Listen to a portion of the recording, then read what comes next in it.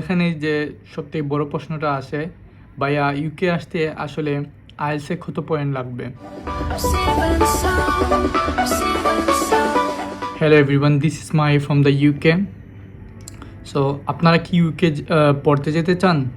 তাহলে এখানে যে সবথেকে বড় প্রশ্নটা আসে, ভাইয়া ইউকে আসতে আসলে আইএলসে কত পয়েন্ট লাগবে? আইএলসে কি 5.5 লাগবে, না 5 পয়েন্ট লাগবে, 6 পয়েন্ট লাগবে, না 6.5, নাকি 7?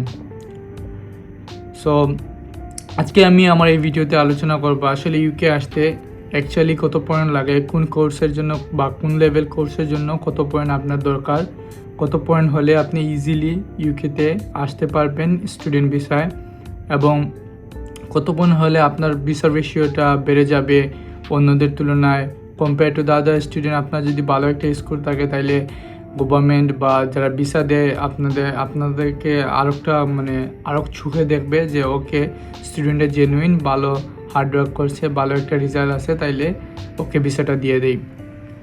সো ইউকেতে আপনার পড়ার জন্য সব লেভেল কোর্সের জন্য একই আইএলস স্কোর প্রয়োজন হয় না। মনে করেন আন্ডার গ্র্যাজুয়েট ব্যাচেলরে আপনারা 6 পয়েন্ট থেকে 6.5, আগে অনেক মানুষজন চলে এসেছে 5.5-এ, বাট এখন 6 থেকে 6.5-এ যদি হয় তাহলে আপনাদের সবগুলো ইউনিভার্সিটিতে অ্যাপ্লাই করতে পারবেন এবং ওরা ইজিলি আপনাকে কাস্ট লেটার দিবে। সো অনেকে আসলে বলে যে 5.5 দিয়েও অ্যাপ্লাই করা যায়, 5.5 দিয়ে পড়ার দরকার নাই, বা তুমি চিল মারো, 5.5 দিয়ে ইউনিভার্সিটিতে অ্যাপ্লাই করা যায়। সো আমি বলবো যে এটা ঠিক না।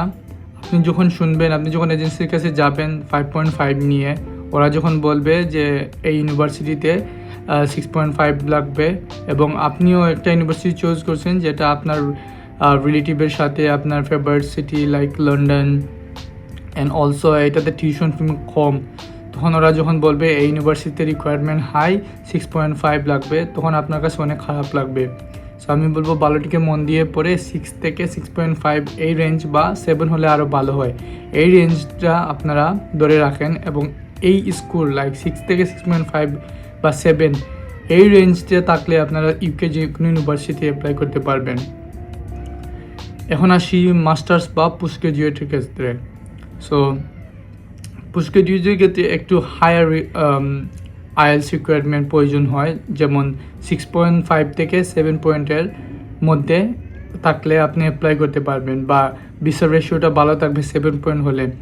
সো মাস্টার্সের ক্ষেত্রে আপনারা 6.5 এবং 7 পয়েন্ট এরকম একটা স্কোর আনার ট্রাই করবেন, যাতে আপনাদের ভিসা রেশিওটা ভালো থাকে। 6 পয়েন্ট দিয়ে অ্যাপ্লাই করা যায়, বাট আসলে আমার মতে বা আমার ওপিনিয়নে 6 পয়েন্ট আসলে একটা ভালো স্কোর না ফর দ্য মাস্টার। আপনারা আরও ভালো স্কোর করেন, তাইলে আপনাদের আর কোনো টেনশন ফ্রি থাকলেন, যাতে ভিসাটা আপনার ইজিলি হবে, এই হুপ নিয়ে আপনারা বসে থাকবেন। সো অনেকেই আছে, মনে করেন আপনাকে বলবে 5.5 দিয়ে ব্যাচেলারে অ্যাপ্লাই করা যায়, 6 পয়েন্ট দিয়ে মাস্টার্সে অ্যাপ্লাই করা যায়। আমি বলবো এটা পুরো রং। সো আপনারা যারা অনেকদিন কষ্ট করেন আইএলসের জন্য এবং প্রিপারেশন নিচ্ছেন আইএলসের জন্য, অ্যান্ড দেন আপনারা বলবেন, ওরা বললো আপনাকে যে এইভাবে করলেই হয়ে যায়, আপনারা সব কিছু ছেড়ে দিয়ে যে কোনো একটা রেজাল্ট করলেন 5.5, সো আপনারা আপনাদের পড়াশোনাকে নিগলেক্ট করে 5.5 নিলেন, তারপর দেখলেন যে কোনো ইউনিভার্সিটি আপনাকে কাস্ট লেটার দিতেছে না, বা যে ইউনিভার্সিটিতে আপনি যাবেন, আপনার যেই শহরে ইচ্ছা আপনার যাওয়ার লন্ডন, ওই শহরের ইউনিভার্সিটিটা আপনাকে কাস্ট লেটার দিবে না ওই 5.5-এ। সো আমার রিকমেন্ডেশন হলো যে আপনি 12 থেকে পড়েন, অ্যাটলিস্ট 6.5-এর উপরে রেজাল্ট করেন। আপনাদের টার্গেট থাকবে 7 to 8। সো যখন আপনার টার্গেট 7 to 8 থাকবে, তখন আপনারা 6.5 ইজিলি অ্যাচিভ করতে পারবেন। সো ইউকেতে আসতে আসলে বিভিন্ন কোর্সের উপর ডিপেন্ড করে আপনার আইএলস পয়েন্ট কত লাগবে। সো ব্যাচেলরের ক্ষেত্রে আমি বলবো, আমার রিকমেন্ডেশন, আমি বলবো আপনারা 6.5 6 থেকে 6.5টা ধরে রাখেন, অ্যান্ড মাস্টার্সের ক্ষেত্রে 6.5 to 7। এবং এখানে অনেকগুলো ক্রাইটেরিয়া আছে, আপনার সাবজেক্টের উপরেও আপনার ডিপেন্ড করে আপনার আইএলটিএস স্কোর কত লাগবে।